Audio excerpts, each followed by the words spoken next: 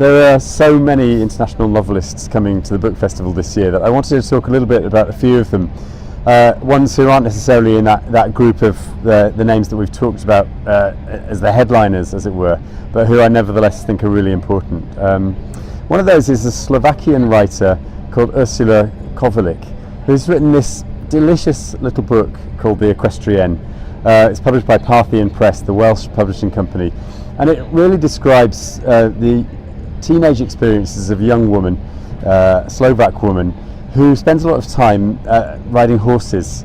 It's the most unlikely setup for a little novel, but it's the oddest book I've read all year probably, but it's absolutely wonderful in the way it depicts what it's like to be a young woman, teenage woman, coming to terms with the world, but it's set against this backdrop of Soviet era Czechoslovakia, and what it was like to be there as the regime sort of was coming to an end, and the sense of decay at the end of that period. So check out Ursula Kovalyk, who's appearing with a Welsh writer called Alice Conran at the festival.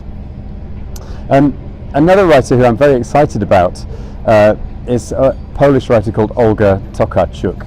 Her book, which is called Flights, is published by Fitzcarraldo, wonderful young publishing company run by a man called Jacques Testard.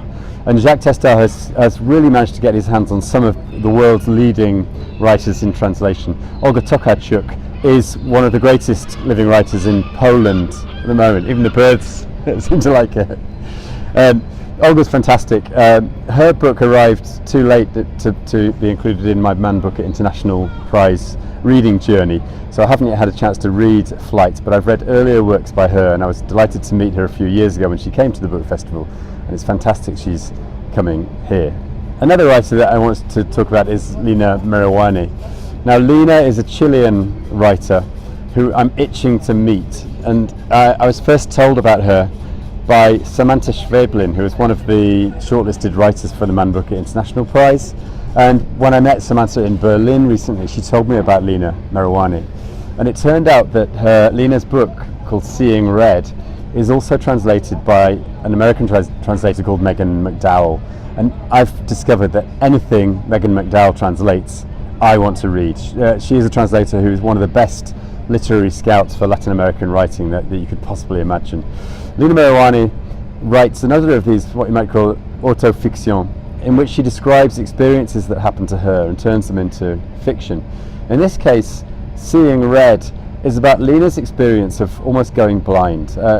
Lina's a woman who has sight problems anyway from birth, but she suffered a problem of having a burst blood vessel in one of her eyes, and the seeing red refers to the idea of a kind of redness appearing across her eyes as she faces the possibility of losing her sight. I think Lina is going to be much talked about in the future, and she's one of a great new wave of Latin American writers. She's appearing here at the book festival for the first time, and I really want you to meet her.